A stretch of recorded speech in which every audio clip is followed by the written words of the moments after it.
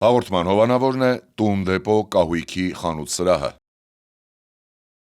Հաղորդման հովանավորն է Dream Park հյուրանոցառեստորանային համալիրը։ Հաղորդման հովանավորն է Աջափնյակ բժշկական կենտրոնը։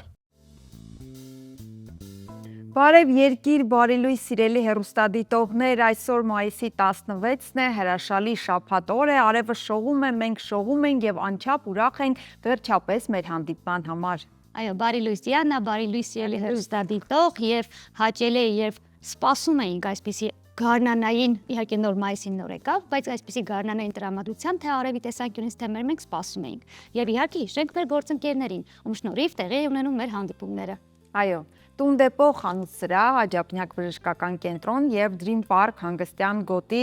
սիրով ինձ թվում է դու մանրամասնելու ես նրանց երեքի մասին Արմին։ Այո, իհարկե, եթե ուզում եք ունենալ այնպիսի գեղեցիկ գունեղ կահույք, ինչպեսին մեր տաղավարում է, ապա հարկավոր է գնալ Տուն դեպո խանութ սրահ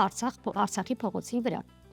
Dream Park հանգստյան գոտի, սպասեք մեզ եւ Dream Park-ի սիրելի աշխատակազմ եւ իհարկե հեռուստադիտողներ, մենք օրերն ենք հաշվում, երբ պետք է գնանք եւ վայելենք եւ բնությունը եւ այնտեղի համեղ ուտեստները, ջերմ ընդունելությունը։ Այնտեղի հանդարտությունը ամենակարևորը։ Դա ամենակարևորն է, կարծում եմ, դե Աջափնյակ բժշկական կենտրոնում էլ գիտեք, որ ձեզ բանիմաց, պրոֆեսիոնալ եւ շատ բարեխիղճ բժիշկներ են սպասում, որպեսզի լսեն ձեզ եւ լուծում տան ձեր յուրաքանչյուր խնդրին, առողջական խնդրի մասին է իհարկե խոսքը։ Հիշեցնեմ նաև այն հասցեները, որտեղով դուք կարող եք հետևել մեզ, դրանք են Երկիր մեդիայի YouTube-յան ու Telegram-յան ալիքները, ինչպես նաև Երկիր մեդիայի ու Բարև Երկրի Facebook-յան ու Instagram-յան հարթակները։ Եվ անցնելով առաջ, ուզում ենք ասել, որ այսօր անցկացվում է Թանգարանների գիշեր համաեվրոպական միջոցառումը, իսկ 1977 թվականից մայիսի 18-ին նշվում է նաև Թանգարանների միջազգային օրը։ Այս տարի այն կրում է թանգարանները միավորում են մասնատված աշխարհը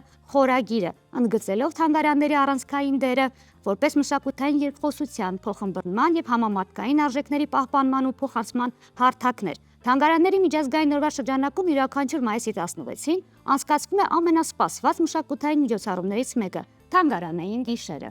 Այս օրը Հայաստանի բազմաթիվ թանգարաններ իրենց դռներն են բացում այցելուների առջև եւ մինչեւ ուշ գիշեր առաջարկում յուրահատուկ մշակութային ծրագրեր։ Այցելուները հնարավորություն են ունենում բացահայտել թանգարանային հավաքածուները նոր ձևաչափով, մասնակցել ինտերակտիվ միջոցառումների եւ վայելել մշակութային հարուստ միջավայր։ Ծրագրին միացած թանգարաններն այսօր անվճար սկզբունքով կընդունեն այցելուներին ժամը 11:00-ից մինչեւ կեսգիշեր, իսկ մայիսի 18-ին ըստ հիմնական այցելությունների ժամերի։ Նշենք, որ Հայաստանը թանգարանների գիշեր համաեվրոպական միջոցառմանը միացել 2005 թվականին։ Այո, արդեն բավականին երկար տարիներ է եւ հիշում եմ, որ այդ ժամանակ ինչպեսի ոգևորություն էր տիրում ու մինչ օրս շարունակվում է նման ոգևորությամբ, այդ օրը մարդիկ գնում են եւ շատ ողջունելու է դա։ Անցնելով առաջ ասենք, որ այսօր խորհրդանշական օրը նաեւ Երևանի պետական համալսարանի համար, ինչու ոչ, նաեւ մեր բոլորի համար։ Նշվում է մեր մայրբուհի ծննդյան օրը։ 1919 թվականի մայիսի 16-ին է ընդունվել համալսարանի հիմնադրման մասին օրենքը։ Ի պատիվ այսօրվա 2014 թվականից էլ Հայաստանում նշվում է ուսանողների եւ երիտասարդների օրը։ Այսօրը չենք շփոթում իհարկե ուսանողների միջազգային օրվա հետ, որը անցկացվում է նոյեմբերի 17-ին։ Այս թեմայի մասին դեռ հաղորդման ընթացքում ենք ավելի մանրամասն կխոսենք։ Իսկ մինչ ավելի մանրամասն կխոսենք, տեսանյութ կդիտենք, իհարկե շնորհավորենք Արմինե, մեզ նաև շնորհավորենք, իհարկե նախկին ուսանողներ ենք, բայց կարծում եմ երիտասարդ ենք, այն երկրորդ հատվածը մեզ էլ է վերաբերվում, սիրելի հեռուստադիտողներ, երիտասարդներ, ուսանողներ, այո, ձեր ամենալավ տարիքն է հատկապես ուսանողական տարիները, որ սպասում է եւ բացվում է կյանքի այն գեղեցիկ ճանապարհը, որը տանելու է դեպի երազանքների իրականացում։ Շնորհավորում ենք եւս մեկ անգամ դասախոսական անձնակազմին, հատկապես Երևանի պետական համալսարանի եւ բոլոր մյուս համալսարանների, որ դուք տարիներ ի վեր ձեր գիտելիքները փոխանցում եք երիտասարդ սերունդին եւ կերտում նոր հասարակություն։ Շարժվենք առաջ, այսօր մայիսի 16-ին նշվում է նաև լույսի միջազգային օրը։ Այն հիմնադրել է ՅՈՒՆԵՍԿՕ-ն 2017 թվականին։ Ինչու հենց մայիսի 16-ին, որովհետև 1960 թվականի հենց այդ օրն է աշխարհում առաջին անգամ ֆիզիկոս եւ ինժեներ Թեոդոր Մայման իրականացրել լազերի հաջող ցուցադրումը։ Նկատենք, որ լազեր բառը անգլերեն հապավում է, որ հայերեն թարգմանաբար նշանակում է լուսադիտական ամբամասային փոխարկիչ։ Շատ դժվար հրաժարել։ Տոնը խորհրդանշում է լույսի դերը գիտության, կրթության, մշակույթի, արվեստի եւ բոլոր այն ոլորտներում, որտեղ ստեղծագործող մարդիկ մեր կյանքն ավելի լուսավոր ու բովանդակալից են դարձնում։ Շատ հետաքրքիր եւ ինֆորմատիվ լուրեր, բայց լազեր բառը ավելի հեշտ է եւ կարճ։ Կարելի է դա օգտագործել։ Ասնելով առաջ, ասենք եւս մի կարևոր գեղեցիկ օր է, ինչու, որովհետեւ նշվում է միասին խաղաղ ապրելու միջազգային օրը, որի հեղինակը ՄԱԿ-ն է։ Դա նշանակում է ընդունել միմյանց տարբերությունները, գնահատել, հարգել, սիրել ու ճանաչել։ Խաղաղությունը իհարկե շատ կարևոր է թե ինքներս մեզ հետ, թե աշխարհի հետ։ Ավելի պարզ ապրել խաղաղության եւ միասնության մեջ։ ՄԱԿ-ն այսօր միջազգային հանրությանը կոչ է անում միավորել իրենց ջանքերը հանուն խաղաղության, հանդուրժողականության, ինտեգրման, փոխհմբռնման եւ ներդաշնակուկայուն աշխարհ կառուցելու համար։ Գիտես, խաղաղությունը իրոք շատ կարևոր է, բայց ամեն դեպքում սեփական արժեքներ, ոչ սեփական արժեքների եւ արժանապատվության հաշվին։ Մի շատ հետաքրքիր օր է այսօր նշվում, մայիսի 16-ին իրենց մասնագիտական օրն են նշում կենսագիրները, մարդիկ, որոնք մեզ հաղորդակից են դարձնում մեր սիրելի գրողի, դերասանի, արվեստագետի, մարզիկի կամ այլ հայտնի մարդու կյանքին ու գործունեությանը։ Օրը նշվում է այսօր, որովհետև 18-րդ դարի հայտնի անգլիացի արձակագիր, բառարանագիր եւ գրական քննադատ Սամուել Ջոնսոնն այսօրն է առաջին անգամ Լոնդոնի գրախանութներից մեկում հանդիպել իր կենսագիր շոտլանդացի Ջեյմս Բոսուելին։ Այո, հանդիպման արդյունքում 1791 թվականին լույս է տեսել նրա երկհատոր գիրքը Սամուել Ջենսոնի կյանքը խորագրով։ Իսկ Սամուել Ջենսոնը ինքը ժամանակին այնքան մեծ համբավ է ունեցել, որ նրա անունով են կոչել մի ամբողջ դարաշրջան։ Նա հրաժարվել է կլասիցիզմի գեղագիտական սկզբունքներից, հաստատելով լուսավորական ռեալիզմի հիմքերը։ Գրել է Ռասսելաս հաբեշական իշխանը Բեպը, Իրինա ողբերգությունը, ինչպես նաև մարդկային ցանկությունների ունայնությունը, սատիրան եւ շատ այլ գործեր։ Վերադառնանք արդեն մեր մշակույթին եւ խոսենք հայ բեմի թագուհու մասին, թեպետ մեր մշակույթ եմ ասում, բայց դա համաշխարհային համբավ ունեցող արտիստեր իհարկե այսօր օպերային արվեստի մեծագույն հայ վարպետ ժողովրդական արտիստ Գոհար Գասպարյանի հիշատակի օրն է։ Հայաստանի սոխակը մահացել է 2007 թվականի մայիսի 16-ին։ Գոհար Գասպարյանն իր բացառիկ ձայնով գրավել է աշխարհի ամենահայտնի բեմերը, նրանց ապահարել են ամենանշանավոր թատրոններում, հանդես է եկել 23 օպերաների գլխավոր դերերում։ Նրա երգացանկում տեղ են գտել ավելի քան 500 ստեղծագործություններ։ Հետաքրքիր է եղել նաև Գոհար Խաչատուրյան Գասպարյանի ոչ միայն կյանքի ստեղծագործական ճանապարհը, այլ նաև հենց ծնունդը։ Նա լույս աշխարհ էր եկել 1924 թվականին 7 ամսական տարիքում։ Եվ քանի որ այդ տարիներին բժշկությունն անկարող էր լիարժեք ապահովել անհաս նորածինների առողջությունը, ընտանիքին վստահեցրել էին, որ երեխան չափից շատ նվազ ու թույլ է եւ դժվար թե ապրի։ Սակայն նրա տատիկը հակառակն էր պնդել, ասելով. «Կապրի եւ բոլորիս հպարտությունը կդառնա»։ Տատիկը զգացել է փաստորեն, եւ նա չէր սխալվում։ Գոհար Գասպարյանը եղել է եւ հավերժական կլինի Հայաստանի հպարտությունը, Հայաստանի սոխակը։ Ինչպես բանաստեղծ Ավետիք Իսահակյանն է ասել, թռչունները Գոհար Գասպարյանին սովորեցրել են երգել, իսկ նա թռչուններին ծլվլալ։ Հրաշալի։ Այն նրա ձայնը իրականում ոչ միայն ձայնն է, կատարողական արվեստը շատ գեղեցիկ է եւ հենց մնայուն անուն եւ ձայն է մեր արվեստում, այսպես իսկապես հպարտություն։ Ինչպես եւ խոստացել էինք, սիրելի հեռուստադիտողներ, ձեզ տեսանյութ ենք ներկայացնելու, որտեղ պատմելու ենք այսօրվա խորհրդի մասին, այսօր երիտասարդների ուսանողների օրն է, որը կապված է մեր մայրբուհի Երևանի Պետական Համալսարանի ծննդյան օրվա հետ։ Դիտում ենք տեսանյութը, հետո կարծում եմ երաժշտական ընդմիջում կունենանք ու արդեն եթեր։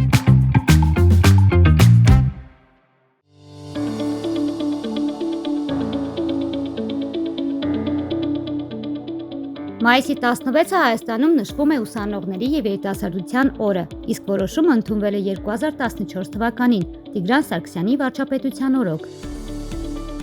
Օրվա ընտրությունը պայմանավորված է նրանով, որ այն հանդիսանում է Երևանի Պետական Համալսարանի հիմնադրման օրը։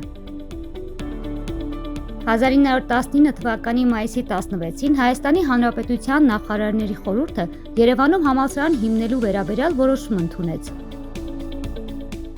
Իսկ մեկ տարի անց 1920 թվականի հունվարի 31-ին Ալեքսանդրապոլի, այժմ Գյումրի, առևտրային դպրոցի շենքում մեծ շուքով նշվեց Հայաստանի համալսարանի բացման հանդիսավոր արարողությունը։ Համալսարանում դասերի մեկնարկը տրվել է նշանավոր հայագետ Ստեփան Մալխասյանցի 1920 թվականի փետրվարի 1-ին կարդացած դասախոսությամբ։ Առաջին ուսումնական տարում համալսարանն ունեցել է 1 պատմալեզվաբանական ֆակուլտետ, 262 ուսանող և 32 դասախոս։ Համալսարանի առաջին ռեկտոր Յուրի Ղամբարյանի ջանքերի շնորհիվ հիմնադրման առաջին իսկ տարում համալսարանում դասախոսելու են հրավիրվել արտասահմանյան բուհեր ավարտած, մանկավարժական և գիտական աշխատանքի փորձ ունեցող այնպիսի անվանի մասնագետներ, ինչպիսիք են Հակոբ Մանանդյանը, Մանուկ Աբեղյանը, Աշխարհբեկ Քալանթարը, Ստեփան Մալխասյանցը և ուրիշներ։ Արդեն 1921 թվականի հոկտեմբերից համալսարանն ունեցել է 5 ֆակուլտետ՝ բնագիտական, արևելագիտական, տեխնիկական, մանկավարժական և խորհրդային շինարարության։ Այնուհետև բնագիտական ֆակուլտետը վերաձևավորվել է որպես գյուղատնտեսականի, իսկ 1922 թվականի մարտին բացվել է նաև բժշկական ֆակուլտետը։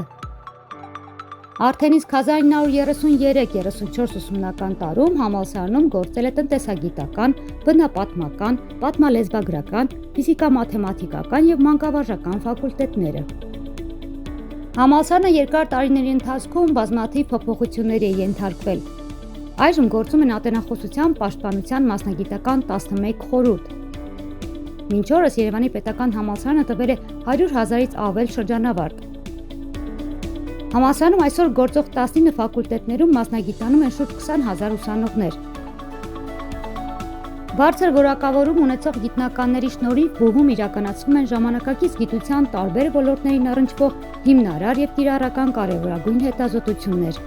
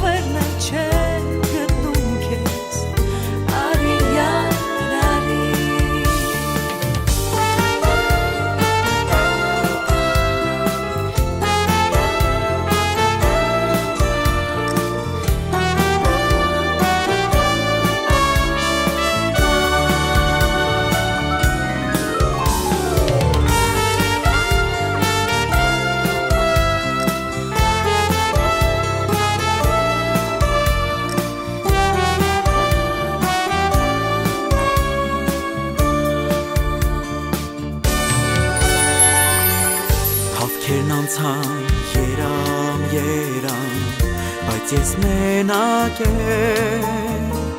այրվում եմ ես, դու չես տեսնում, կանչող կրակ եմ,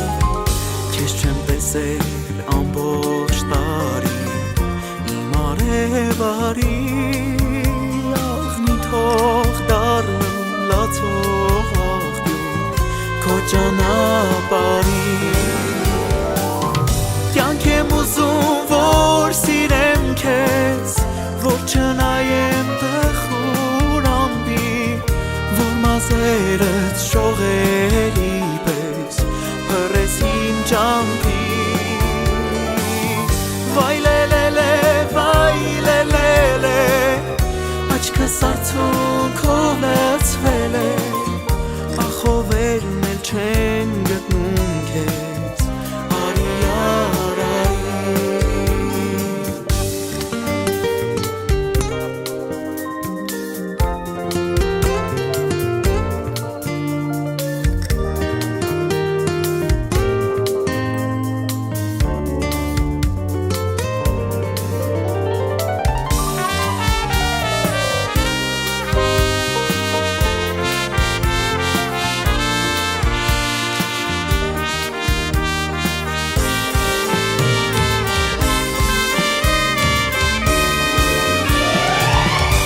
Իրանք եմ ուզում որ սիրեմ քեզ որ չնայեմ տխուր ամպին Որ մասերս շողերի պես Բրեմ քո ճամփին Վայ լելե աչքս արցունքով լցվել է Ախ հովերն էլ չեն գտում քեզ Արի շուտ արի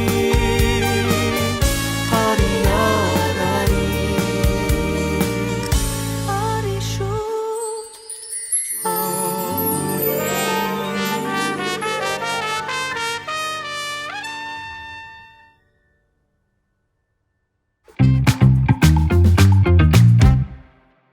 Բարի լույս, մեր հաղորդումը շարունակում է եւ հիմա խոսելու ենք երաժշտությունից։ Ինչու, որովհետեւ այսօր երեկոյան Մասուր արվեստի տունը Արցախյան երաժշտությամբ է հագեցած լինելու։ Նաիրյան վոկալ անսամբլը հանդես է գալու մենահամերգով, որի ընթացքում հնչելու են նաեւ համույթի կողմից բարձրաձայնված արցախյան երգերը։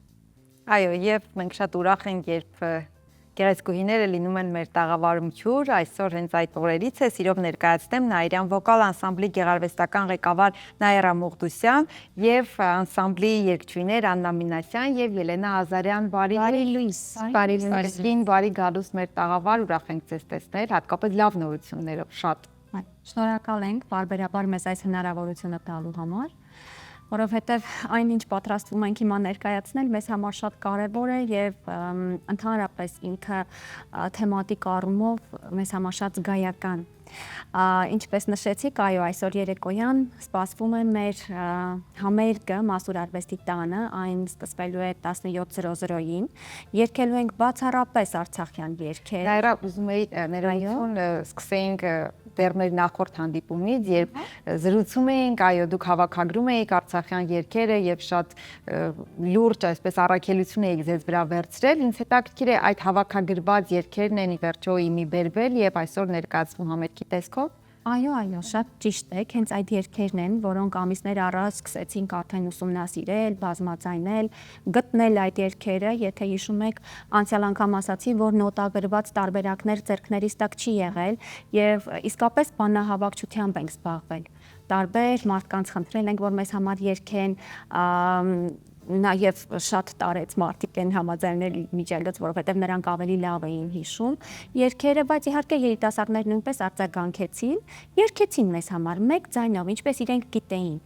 Հետո երբ արդեն 6-7 երգ հրապարակել էինք, արդեն երգող արցախցիները իրենք երաժիշտները գտան մեզ ու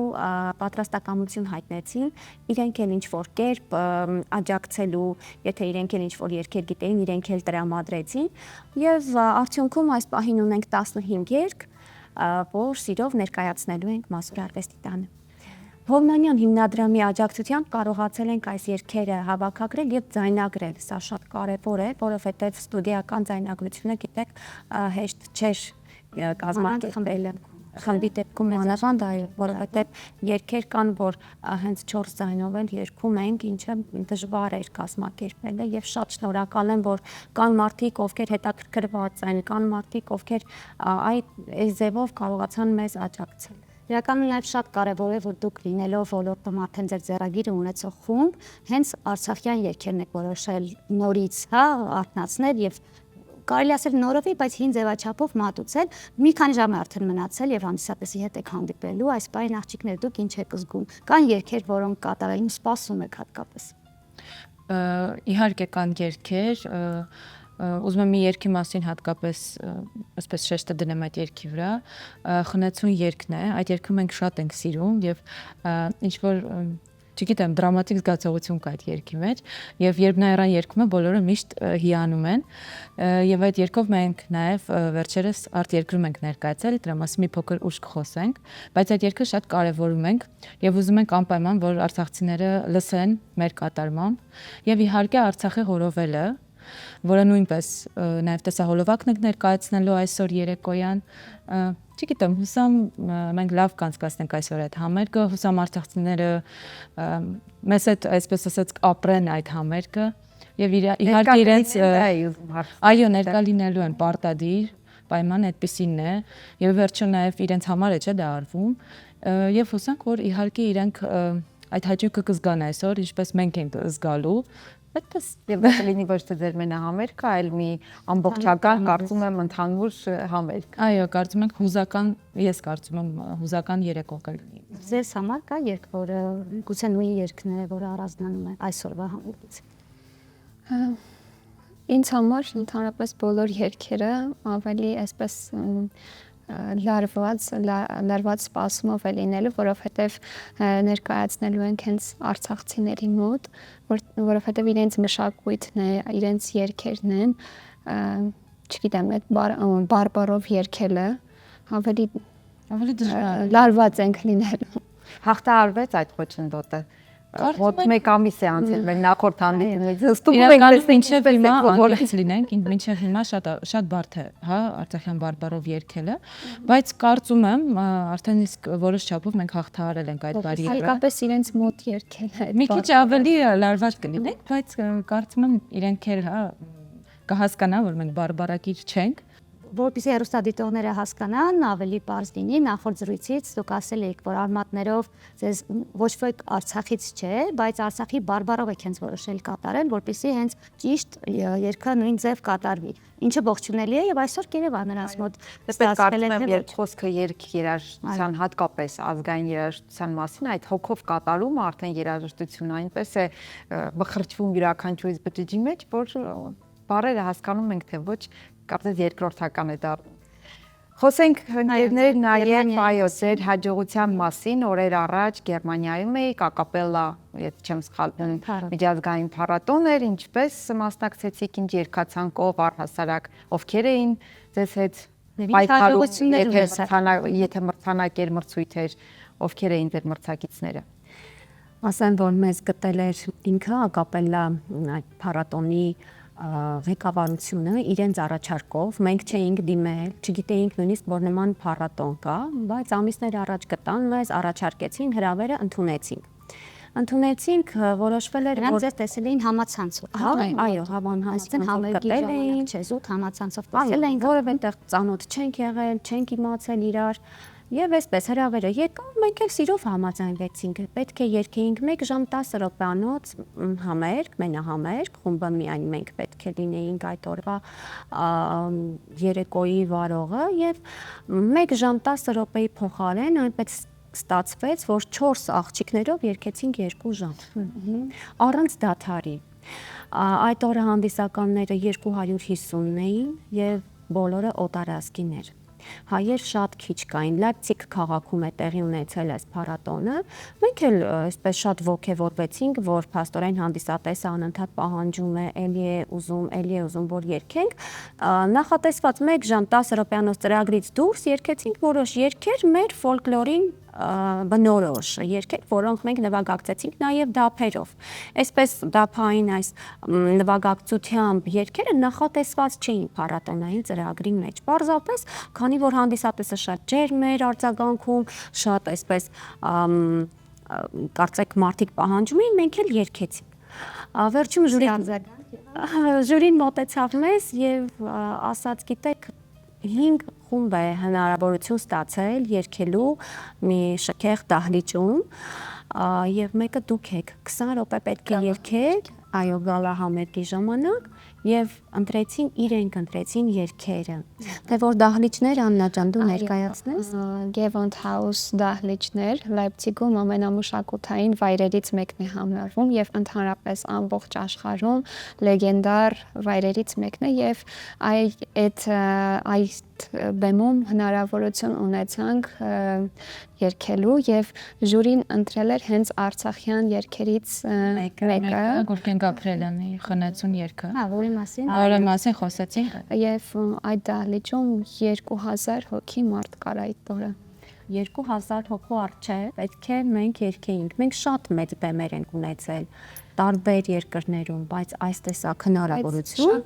շատ հուզական համերգ էր։ Այսինքն 2 համերգ է եղել։ Մեկ մենահամերգ է եղել եւ արդեն գալահամերգի ելույթն է եղել։ 5 խումբ, խմբերից մեկը օրինակ 38 տարվա խումբ էր։ Նյու Յորքում եւ ամենի խումբը 5 համար էին ներկայացնում։ Մեկը մեր համարներից Արցախյան խնայցուն երգներ, ինչպես նշվեց Գուրգեն Գաբրելյանի Երկու կոմիտասյան երգ է ընտրվել իրենց կողմից է առաջարկը եղել եւ նաեւ առաջարկվեց, որ այդ 2000 հոգանոց այս դահլիճին սովորեցնենք ժեստերի լեզվով Սոնայարը։ Ես որ հիշում եմ, այսպես շատ հաղվում եմ, Եւ գրանացիներ էին։ Եվ դրա համար ընտրվեցին կոմիտասյան այդ երկու երգը, Սոնայարը, հեշտ լինի որ հեշտ ժեստերը սովորեն։ սովորել։ Երկեցինք Կարո Զաքարյանի Սարի աղջիկ երգը, որտեղ 4 ձայնը հստակ երևում է շատ պոլիֆոնիկ մտածողությամբ մի ստեղծագործություն, եւ վերջինը մենք շատ զարմացանք, բայց առաջարկեցին, որ պետք է երգեք դափերով ձեր ժողովրդական երգերից շարան։ Եվ իրենք էլ երգերը նախապես ընտրել էին եւ այդպես շատ արագորեն շարանը ձևավորվեց ու երգեցինք։ Շատ հետաքրքիր է նման ձևաչափերի մասնակցությունը խմբերի համար, հատկապես ազգային մշակույթը ներկայացնող, որքանով է կարևոր եւ ձեզ ինչ փոխվեց եւ արդյոք նոր համագործակցությունների հնարավորություն տվեց այդ մասնակցությունը։ Անշուշտ տվեց այդ համագործակցության հնարավորությունը, նույնիսկ այ որ նշեցի Նյու Յորքի ձայներ, հա, այս խումբը 38 տարվա բեմից մեզ շեշտեց ու մեզ շնորհակալություն ասեց իր ելույթի ժամանակ։ Մենք շատ զարմացանք։ Մենք շատ զարմացանք։ Իր անդամներից մեկը նաև ազգությամբ հայ էր։ Այո, ինքը, ինքնաչափ ահա, եւ շատ ողջորվել էր մեր ելույթով ու այս մասին բարձրաձայնեց։ Ինչն էր կարևոր, որ մենք կարողացանք հայ ժողովրդական երգը եւ ընդհանրապես դասական երգը, նույնիսկ արցախյանը, ինչպես նշեցի, կարողացանք օտարազգիների մոտ ներկայացնել եւ ըստ արժանվույն գնահատվել։ Հաճախ չես գնահատում, Իսոչափ հայի մոտ ինձ թվում է գենետիկ կանչն է արտնացել աղջիկների չկնարձայից, Թե նաև մրցույթ դե չանդրադարձանք։ մրցույթը նա էր, թե ով պետք է երգի այդ գալահամերգ։ Հա, դա էր։ Սա էր կարևոր, որովհետև չեք պատկերացնի ինչ էներգիա կար 2000 հոգու հիսարչեր երկելու շուշ կար, շատ լուր էին, շատ լսող էին, ու անգամ թույլ չէր տրվում, որ տեսանկարահանեն process-ը, որտեղ համարում եմ, որ դու խանգարում ես մարդկանց, որ իրենք վայելեն այդ process-ը եւ այդպես մի քանի ժամ մարդիկ ուղղակի քար լռությամբ, անգամ փոքրիկ երեխաները լսում էին, մենք շատ հիացած ենք իրենց հանդիսատեսով։ Էմոցիաներով եք դուք Շատ մենք Չեցելով դուրս եկեք այդ էմոցիաների տակ չենք հավատում, որ այս տեսակ հաջողություն կարող էինք ունենալ։ Գիտեք, մենք հաճախ ենք բախվում մեր հասարակության անտարբերությանը հանդեպ մեր ազգային երգեցողությունը հանդեպ մեր դասական երգերը, բայց հանկարծ օտարազգին այնպես է գնահատում, որ մենք ես դեռ չեմ հավատում, որ այդ հաջողությունը ունեցել ենք։ Եվ դա հաճելի է եւ ցավալի, երբ Եվ երկուստ էլ ապրումներ ունեինք մենք եւ ուրախ էինք եւ տխուր էինք, որ ինչու մենք լսում ենք ուրիշ տիպի երաժշտություն, բայց ահա խնդրեմ դրսում ահա այս տեսակ ողջունվեց եւ իդեպ միակ խումբն էինք, որ երգում էինք մեր լեզվով։ Մյուսները երգում էին անգլերեն, ազգային էլի ֆոլկլորային երգեր էին երգում, թե դասական մտածողությամբ ակապելլա ստեղծագործություններ, բայց մենք էինք, որ հայերեն էինք երգում եւ նույնիսկ մեր գույնով էինք տարբեր, մեր հագուստներով էինք տարբեր, տարածներով եք մեր վեմական հագուստով էինք, որ ավելի դասական զգացողության մեջ է տանում, կարծում եմ, հանդիսատեսին եւ ունեցանք այս տեսակի մի աներևակայելի հաջողություն։ Այսօր շատ դրական էմոցիաներով եք վերադարձել եւ վստահ եմ շարունակվելու եք, ասեք ունեք արդեն նպատակ համերգային ծրագրով, թեկուզ այսօրվա համերգային ծրագրով տարբեր երկրներում հանդես գալ։ Առջևում Շվեյցարիայի ելույթներն են, մեկ շաբաթյա ելույթներ են մեզ սպասվում, նորից փառատոնային հրավերել։ Այնտեղ ենք ներկայացնելու հայ ազգային դասական երգեցողությամբ երգեր, շատ ոգևորությամբ, արդեն ավելի ինքնավստահ, գիտենք, որ մենք լավագույններից ենք, այսպես անպագորգոր չհնչի եւ անհամեստ չհնչի, բայց այդ ելույթից հետո եկել ենք այսպես շատ ավելի վստահ, որ մենք ճիշտ ճանապարհի վրա ենք։ Բայց իհարկե մենք նաև միշտ խրախուսում ենք մեր ելույթները ոչ միայն երկրից դուրս, այլ նաև մեր երկրի մեջ, տարբեր մարզերում, մենք շատ ենք գնում տարբեր մարզեր համերգների, շատ ողջունում ենք եւ բոլոր երաժիշտներին, բոլորը պետք է, կարծում եմ, գնան հասնեն սահմանամերձ գյուղեր թեկուս եւ տան համերգներ, տան ելույթներ, Նաև մարդիկ տեսակ ունենան այդ մնացածներ փորձառությունը, Երևանում։ կրթել մեր հասարակությանը այդ ձևով։ Դասական Ոչ թե կտրել։ լսելու։ Գիտե որ ինչպես երգում են իրար փոխանցելով, գեղեցիկում հանդարտ, այդպես էլ խոսում եք, թե այս Առանց ժամանակներ ընդհատելու այլ լրացում։ բայց բայրելու նաև երգ ձեր կողմից, եթե կուզեք հենց այն երգը, որը ընտրվել է եւ որը դուք առանձնացրեցիք։ Խնեցող երգը, հա։ Մեկ տուն երկենք, որովհետև ինքը երկար երգ է, բայց ես շատ եմ սիրում այս երգը ու միշտ սիրով եմ կատարում։ Աղջիկներն էլ ինձ հետո այսպես են ասում, Նայրա, այդ վերջի տունը որ սկսում ես երգել, ինձ թվում է թե դու իսկապես արդյունքով լացում ես, բայց ես չեմ լացում, արտասունք չկա, իրենք ինչու են այդպես։ Ես տուգել եմ, վերապրում։ Անդե խնդրեմ տոնայնություն։ Ֆատ, մեկ առավոտ է դեռ ֆրանսիզով չի երթա։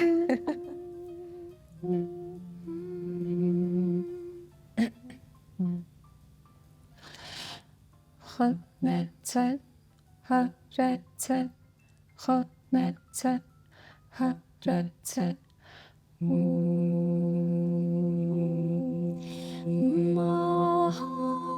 Դավինից սակոն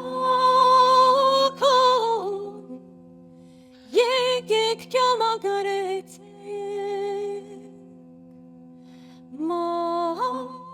Դավինից սակոն եկեք կյամագարեցեք Չատոն կաղտանք ու ճորքան Գյորձիքը ծիխանեցենք Չատոն կաղտանք ու ճորքան Գյորձիքը ծիխանեցենք Ցանեցել, ցարեցել, եղավ կարդաց ծվեցել, ցանավ տոնաս ցաղեցել, ցանեցել, հարեցել,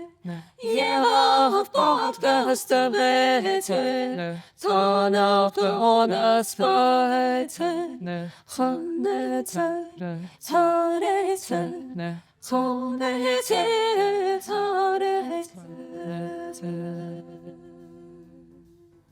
Բրավո։ Այսօր լույսի միջազգային օրն է, այդպիսի օր կա եւ ավելի լուսավոր առավոտ կարծում եմ հնարավոր չէր պատկերացնել։ Շատ շնորհակալություն։ Ձեզ ենք շնորհակալ, որովհետև դժվար է մեր օրերում գտնել մարդիկ, ովքեր գնահատում են։ Սիրով միշտ պատրաստ ենք հատկապես ձեր գործը մնայուն է։ Ես կարծում եմ մնայուն արժեքային ինչ որ դուք հիմա անում եք։ Շնորհակալ ենք, իդեպ Ելենան նշեց, որ բարբերաբար գնում ենք սահմանամերձ գյուղեր ելույթների։ Ես միայն ուզում եի ավելացնել, որ ցանկացած իրեն հարգող մտավորական երաժիշտ պետք է իր արմատներից չկտրվի եւ այո, չմտածի, որ գիտեք, եթե ես Գերմանիայում ունեցա այսինչ հաջողությունը կամ որևէ այլ երկրում այնինչ ողջավորությունը, չմտածի, որ պետք է մեծամտանա։ Որովհետև ցավոք մենք ունեցել ենք մեր կարկառուն երաժիշտների կողմից այս տեսակի մի արտահայտություն, որ այո, այդ դաշտերում երգող երգչուհիները, բայց տեսեք, մենք դաշտերից բացի երգում ենք նաև միջազգային բեմերում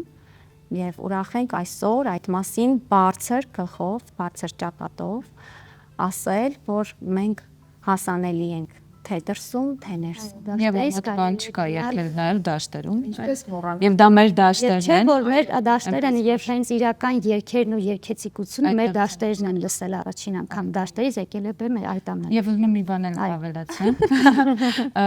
Մենք երբ Գերմանիա մեկնեցինք, մենք 4-ով չէինք, նաև մեզ հետ կար Մարիամը Մուտոսյան, Նայրայի քուրիկը։ Ուզում եմ անպայման նաև ասեմ, որ իրեն էլ շնորհակալություն, որովհետև նա շատ կարևոր միջոցառումից հրաժարվեց, որ մեզ հետ գա։ Եվ ուզում եմ մարդիկ կան, որ անպայման լսեն եւ հասկանան, որ ինքն էլ շատ մեծ ներդրում է ունեցել, ճիշտ է, մեզ այդ բեմում չի եղել, բայց բեմից դուրս ինքը շատ կարևոր գործունեություն է ասած աղալում 11 տարի տեսնում ենք 4-ից, հա, 4-րդ աղջիկը այսօր այստեղ չէ, ցավոք,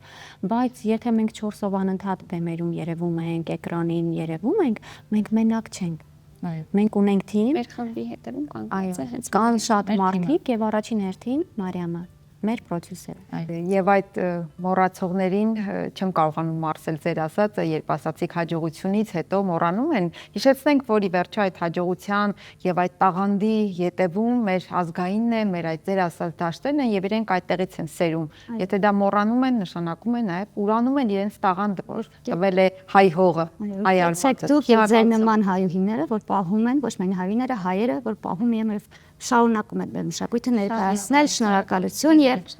սիրով հիշեցնենք, որ այսօր երեկոյան Մասուր արվեստի տանը Արցախյան երաժշտությամբ լի է լինելու, քանի որ Նաիրյան վոկալ անսամբլի համերգն է տեղի ունենալու։ Իսկ մեր հյուրերն էին Նաիրյան վոկալ անսամբլի գեղարվեստական ղեկավար Նաիրա Մողդոսյանը, նույն վոկալ անսամբլի երգչուհիներ Աննա Մինասյանը եւ Ելենա Ազարյանը։ Իսկ մենք կհանդիպենք քիչ անց։ Խորոդիկ, մորոդիկ, միր հարսը շատ աղքիկ էր, խորոդիկ, մորոդիկ, միր պեսան հարպեցիր էր, խորոդիկ, մորոդիկ, միր հարսը շատ աղքիկ էր, խորոդիկ, մորոդիկ, միր պեսան հարպեցիր էր։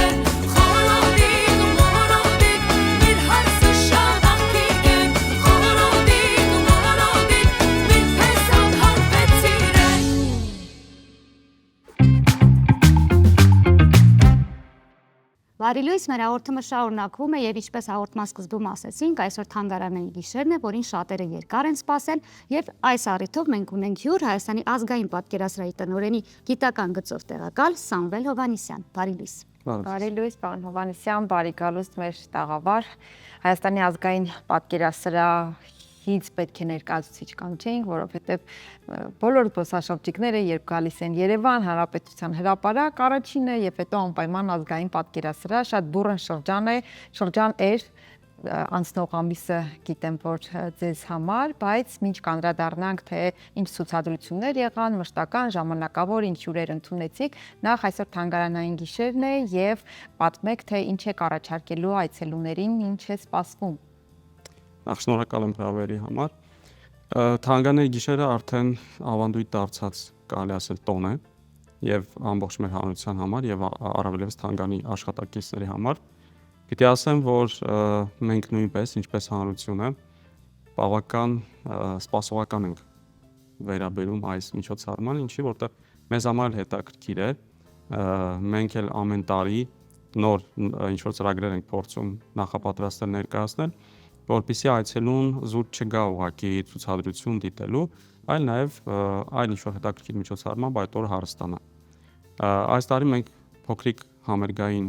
այսպես կատարում ենք ունենալու ժամը 21:00-ին եւ լինելու է կարելի ասել հետաքրքիր միքս երաժշտական վիզուալ կատարում, իսկ մեր այցելուների համար կլինի բավական հետաքրքիր բացահայտում եւ այստեղ արվեստի տարբեր տեսակների ոնց որ միաձուլում ենք ներկայացնելու, ինչը սիրով հրավիրում եմ ովքեր որ ներկա կլինեն, թող մոտենան, դիտեն, ասեմ որ լինելու է մեր հայտնի եւ միջնադարյան արվեստի ցուցասրահներում ժողովուրդը ավելի շատ ճանաչում է այդ սրահները որպես որմնանկարների սրահ, որ մեր ամենամեծ սրահներն են։ Ամենաբարձր սրահն է, որտեղ ձայնը ավելի գեղեցիկ կամ չի, ասեք մոտավորապես ինչ համերգ է լինելու, թեկուզ կարճ, բայց ովքեր են երգելու կամ նվագելու են, միայն երաժիշտներ են լինելու։ Չայկովսկու երիտասարդական նվագախմբի մենակատարն է Էդվարդ Դայանը եւ պետական դրամատիկական թատրոնի դերասանուհի Լիդիա Գրիգորյանը։ Այսինքն բավական հետաքրքիր դերասանուհի եւ նկարչուհի։ Այստեղ այդպես հետաքրքիր միքս ենք անելու, փակագծը շատ չբացենք, թող անակնկալ լինի մեր այցելուների համար։ Պարոն Հովհաննիսյան, կարող ենք նաև հիմա ամփոփել վերջին 1 ամիսը, ինչպես արդեն նշեցինք, որ շատ հագեցած էր։ Մի փոքր կասեք, ինչով եք զբաղված, բոլորը գիտեն, որ զբաղված եք շատ, մանրամասնիկ այդ մասին, նաև վերջին ցուցադրություններից խոսենք։ Սիրո։ Մեր ամենակարևոր միջոցառումը վերջին ամսվա ընթացքում եղավ Աշիլ Գորկու նոր ձեռքբերումը, ինչը կառավարության աջակցությամբ ձեռքբերվեց միջազգային աճուրդից, Սոթբիս աճուրդից եւ բնականաբար մենք անհապեր սպասում ենք, երբ աշխատանքը պիտի ժամանի Հայաստան, որպեսզի կարողանանք դա ներկայացնել մեր հանրությանը։ Այս պահին մենք ունենք ցուցադրություն, որն ի դեպ բաց է եւ մեր այցելուները կարող են տեսնել այսօր, թե այդ նմուշը եւ թե դրա հետ կապված ամբողջ ցուցադրությունը։ Ու դրան գումարած իհարկե մեզ մոտ բավական բուրն աշխատանքային գործընթաց է, որտեղ բազմաթիվ պլաններ ունենք, ծրագրեր ունենք եւ ամսի 15-ին մեզ մոտ բացվեց Աննա Պողիկյանի ցուցահանդեսը, այսինքն ընդհանուր ճիշտ վերնագիրը ձևակերպեմ, հյուսելու մշակույթ Աննա Պողիկյան, բավական մեծ ճանաչում ունեցող արտերկրում Սփյուռքի մեր ներկայացուցիչներից է ժամանակակից գործող հեղինակ, որը պիտի ասեմ, որ Հայաստանում առաջին անգամ է ներկայանում եւ ներկայանում է բավական հետաքրքիր ձևով, լայն մասշտաբով, հիմնականում ներկայացվելու են ավելի ճիշտ ներկայացված են նրա էսքիզների վրա արված գորգերը եւ հենց այդտեղից էլ վերնագիրը հյուսելու մշակույթ։ Այսինքն ոնց որ ավանդական գորգարվեստ եւ ժամանակակից արվեստ հետաքրքիր էլի համադրություն։ Երևի մեր այցելուներն արդեն հասցրել են նկատել, որ Հայաստանի ազգային պատկերասրահը դասական թանգարան լինելով հանդերձ փորձում է ժամանակի զուգընթաց քայլել եւ բնականաբար ժամանակակից տենդենսները բերել թանգարան, ու դրա հետ կապված պիտի ասեմ, որ մենք անդադ փորձում ենք մուլտիմեդիա, VR, MR հետաքրքիր լուծումներ բերել թանգարան, ինչը ասեմ, որ բավական հետաքրքիր եւ լավ արձագանք է գտնում հանրության մեջ։ Պարոն Հովհաննիսյան, Աշիլ Գորկու անվերնագիր, եթե չեմ սխալվում, նկարը նվիրաբերվեց ազգային պատկերասրահին, բայց ժամանակավոր ցուցադրությամբ ներկայացվեց, բացատրել ինչու։ Այսինքն մշտական այնտեղ ցուցադրված չի լինելու եւ այցելուները սպասելու են, թե երբ պետք է կրկին ցուցադրվի։ Այդ մեխանիզմը ինչպես է աշխատում։ Տեսեք, ամբողջ խնդիրը նրանում է, որ Աշիլ Գորկու այդ աշխատանքը, որը մենք վերջերս ունեցանք որպես ձեռքբերում, նույնպես գրաֆիկական աշխատանք է, այսինքն թղթի վրա արված աշխատանք, իսկ թուղթը ինքը ընդհանրապես գրաֆիկական աշխատանքը ունի որոշակի պահպանման հատուկ ռեժիմ, այսինքն 6 ամսից ավել ցուցադրությունը չի թույլատրվում հիմնականում 6 ամիս ցուցադրվելուց հետո դա պիտի միառժամանակ մնա մութ տեղ, պահոցներում, որպեսզի հանգստանա, այսինքն արվեստի գործի պահպանման խնդիրն է այստեղ առաջնայինը, հետո դրանից հետո արդեն էլի որոշ ժամանակ կարող է ներկայացվել։ Այսինքն այնպես չի, որ Գորկին ժողովուրդը չի տեսնելու, բնական է, դա ժամանակ առ ժամանակ կներկայացվի։ Իդեպ մենք ունենք Արշիլ Գորկու եւս մեկ աշխատանք, որ անցյալ տարի մենք ներկայացրեցինք Թանգանի երկարատև վերանորոգումից հետո վերաբացման օրը, Կժովկինը, որը այսօր նույնպես այդ ցուցադրությանը ներկայացնում է տվյալ աշխատանքի հետ միասին։ Ուրախություն մեզ ասել, մենք որ այսօր ունենք 2 Գորկի, հուսանք հետո կավելանան, եւ այս պահին մենք արդեն կարող ենք վստահաբար ասել, որ Գորկին մեր ցուցադրությունում երևի կլինի մշտական, այսինքն իրար փոխարինելով։ Այս գիշեր բոլոր գործերն արթնանում են Պարոն եւ Հովհաննիսյան, ցուցադրվում։ իսկ կասեք, արդեն նշեցիք, որ երկար տարիներ, մոտ 4 տարի, հա, վերանորոգման գործընթաց էր։ Հիմա ինչ փոփոխություններով է պատկերասրահը ներկայանում, ցուցասրահները ավելացվել են, թե ինչ է կատարվել այդ ընթացքում։ Ցուցասրահները ցավոք ավելանալ չէին կարող, որովհետև շենքային պայմանները դա թույլ չեն տալիս։ Մենք ունենք ֆիքսված ցուցասրահների քանակ, բնականաբար մեր խնդիրը հիմնական եղել է հետևյալը, մշտական ցուցադրությունը նորովի ներկայացնել, այսինքն ինչ որ արդեն 2003 թվականից ներկայացում են մոտ 17 տարի, ինչ որտեղ կարելի է ասել արդեն կոնցեպտի առումով մի փոքր հնացել էր եւ բացի այդ իհարկե ժամանակակից պահանջներ, այսօր մեր թանգարանը ներկայանում է ժամանակակից ձևավորմամբ, այսինքն դիզայներական լուծմամբ, սրահների հետ կապված մենք ունենք նոր լուսավորում, որ նույնպես թանգարանում պահանջներին համապատասխանում է։ Եվ բնականաբար նոր ցուցադրություն, որի խնդիրն է ներկայացնել հայկական կերպարվեստը, քանի որ մեր հիմնական բուն նպատակը հենց հայկական կերպարվեստն է, հայկական կերպարվեստը միջազգային համաշխարհային զարգացումներին զուգահեռ։ Օրինակ, մինչ այս ցուցադրությունը մենք ունեինք հիմնականում օրինակ համար եվրոպական արվեստի սրահներ, ռուսական արվեստի սրահներ։ Հիմա մենք փորձել ենք ներկայացնել նաև օրինակ համար եվրոպական կամ համաշխարհային այդ զարգացումների տենդենսներին զուգահեռ մեր հայկականը, այսինքն որտեղ էր հայ արվեստը, հայ կերպարվեստը դիրքավորված 18-րդ դարում, 19-րդ դարում եւ զուգահեռաբար, որպեսզի այցելուն գա տեսնի ու հասկանա, ասենք սա Եվրոպան է, սա ասիական երկրներն են եւ սա Հայաստանն է։ Իսկ ասեք մոտավորապես որքան մարդ եք այսօր ակնկալում սպասում, որովհետև ամեն տարի կարծես շատեր հենց այսօրվանն են սպասում որքան։ Ինչպես սկզբում նշեցի, այսօրը արդեն դարձել է կարելի ասել հաճելի ավանդույթ։ Մարդիկ ընտանիքներով, ընկերներով դուրս են գալիս եւ զբոսնելու եւ մշակութային ժամանց ունենալու։ Պիտի ասեմ, որ ձնագնդի էֆեկտով տարեստարի մեծանում է հոսքը։ Այս տարի ինձ թվում է մենք բավական մեծ այցելուներ քանակ ունենանք, կանխագուշակումներ չանեմ, որտեղ սովորաբար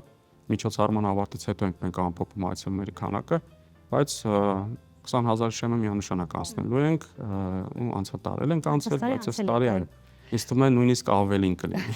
Պարոն Հովհաննիսյան, քիչ առաջ Նայիրյան համույթի աղջիկների հետ էինք զրուցում, նրանք մեծ հաջողությամբ Գերմանիայից էին վերադարձել եւ պատմում էին, թե